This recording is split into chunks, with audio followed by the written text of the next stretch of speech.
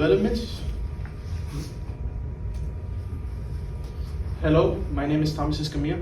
I'm Francisco Treviño. And I'm Ramon Flores. And today we're going to be presenting or discussing several topics that have to do with professional development of teachers with leaderships within the classroom environment. Teacher leadership. Teacher leadership is the process in which teachers lead change in their environment. Although teachers leadership in the classroom is a bit more different. In the classroom, teachers leadership focuses on the students and helping them persevere through the classroom lesson or assignments. Why are we talking about teacher leadership in the classroom? In the classroom, teachers tend to stay in their own lane and tell the students to simply ask if they need any help. We think that there must be a change. Teachers need to actively help the students. Leadership. A leader is someone who can lead and take command of a situation. Well, if they can take command of a situation, then that is what makes them a leader. So our next question was, what is a teacher? And we came to the conclusion that a teacher is someone who can achieve a goal or that helps a student achieve the goal, whether it be completing an assignment or a personal goal. Of course, that isn't the only thing that makes a teacher. A teacher is much more than that, but for leadership, this is what we came to. Now, we also thought that these roles are quite similar.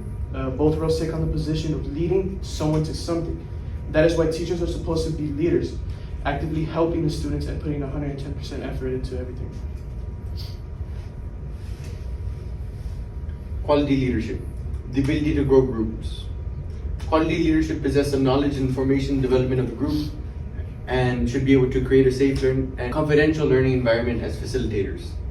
They should have self-control, as they should have the ability to control impulses related to difficult situations and should be willing to share and give out information as needed.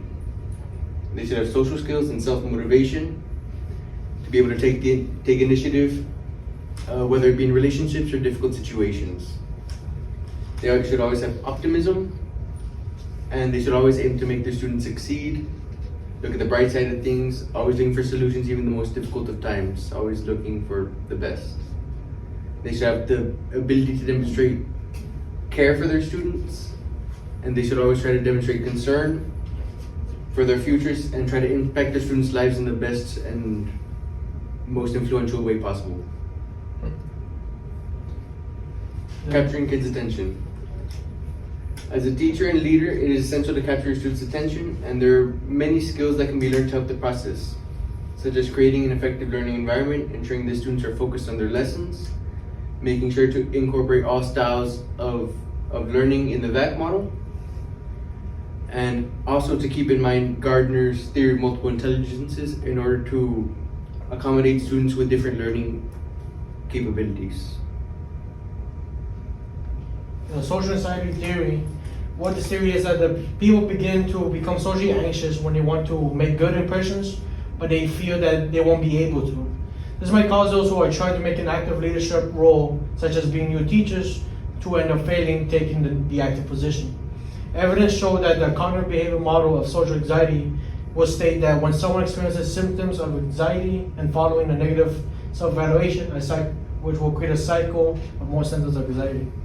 The most effective strategy to reduce and combat this social anxiety as a teacher is to become more familiar with students and to expose themselves in order to become more comfortable. And lastly, for engaging, to engage with your students will be a good way to achieve a great relationship with your students, as it will allow your students to familiarize themselves with the teacher and vice versa. Interaction can better help students with their attention and focus on the class by making them feel comfortable within the classroom setting. Examples of how teachers can be able to engage with students can range from greeting them at the doorway to having classroom discussions or even just helping them with assignments. Now, the best way to better engage with your students is to assign writing assignments or any form of active learning where they may be able to discuss their thoughts and opinions. Summarizing our thoughts, a good teacher leader helps their students actively and also sets aside their own agenda to help the agenda of the students.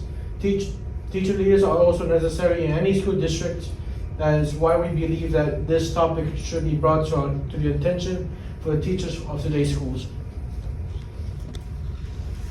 These are our sources, and thank you. Do you have any questions? So in your presentation, you said that in the classroom, teachers tend to stay in their own lane and tell the students to simply ask if they need any help.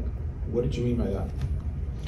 Well, in our previous experiences as students, we've seen that many teachers tend to stay in their own lane. They don't tend to actively like go towards the student and tell them, hey, do you need any help? Are you sure? Like, although they do ask, they don't necessarily stay actively helping the student. They tend to just say, oh, okay, do you need any questions? Any questions? Okay, then that's it. And that's basically the whole lesson. And we are basically saying that teachers need to be more active, that throughout the whole period, that they need to actively be helping every student in the class. Because then again, they have 30 students in one class, so it's kind of difficult. Thank you.